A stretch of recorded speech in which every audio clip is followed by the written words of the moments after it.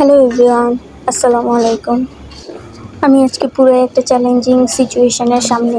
চাল ভাজতেছি।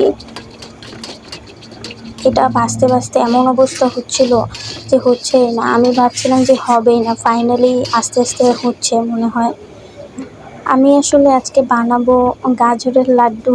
আমি আগে কখনোই ট্রাই করি নাই, বাট আমার খেতে অনেক মন চাচ্ছিল লাড্ডু। এখানে তো নারকেলের লাড্ডু ইম্পসিবল। তো আমি ভাবছি যে আমি গাজরের লাড্ডু করে খাবো। এটা অনেকক্ষণ চেষ্টা করার পর হচ্ছে না। ফাইনালি হাতটা ব্যথা হয়ে গেছে অনেকক্ষণ ট্রাই করার পর। তারপরে এটা থেকে খুলে আমি বাটিতে নিয়ে ট্রাই করছি অনেকক্ষণ। ফাইনালি যতটুকু করতে পারছি এটাই অনেক। এখানে গাজরগুলো বেসিক্যালি অনেক রেড কালার, যেগুলো আমাদের দেশে হয় না, হলুদ হলুদ। এগুলো আসলে ক্যামেরাতে বোঝা যাচ্ছে না, বাট অনেক রেড ছিল। আর আমি ব্লেন্ড করে নিয়েছিলাম চালগুলো। এখন আমি কড়াইতে একটু তেল দিয়ে তার মধ্যে 2টো এলাচ আর একটু তেজপাতা দিয়েছি একটু ফ্লেভারের জন্য।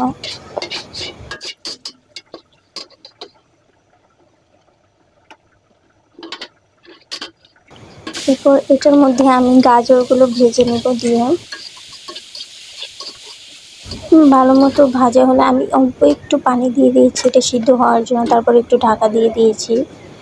ফাইনালি এর মধ্যে একটু লবণও দিয়ে দিয়েছি। জানি না কেন, তবে আমি আম্মুকে দেখতাম মিষ্টি কিছুর মধ্যে লবণ দিতে। তারপর দিয়েছি হচ্ছে চিনি পরিমাণ মতো। দেন এটাকে ভালো মতো নেড়ে চেড়ে মিশিয়ে নেব। এটা অলমোস্ট একটু একটু মিষ্টি মিষ্টির মতো হয়েছে। দেখি পুরোপুরি হয় কি না আসলে।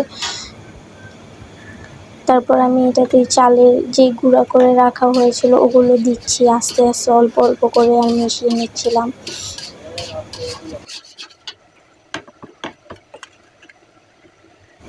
আমি আবারও অল্প কিছু করে দিচ্ছি, দিয়ে নাড়া দিচ্ছি যাতে এটা ভালো মতো আঠালো হয়ে যায়। আমার মনে হচ্ছে এটা রান্না অলমোস্ট হয়ে গেছে। এটাতে নামিয়ে আমি এটাকে গোল গোল করে বলের মতো করে নিচ্ছি, মানে যেরকম লাড্ডু হয় আর কি।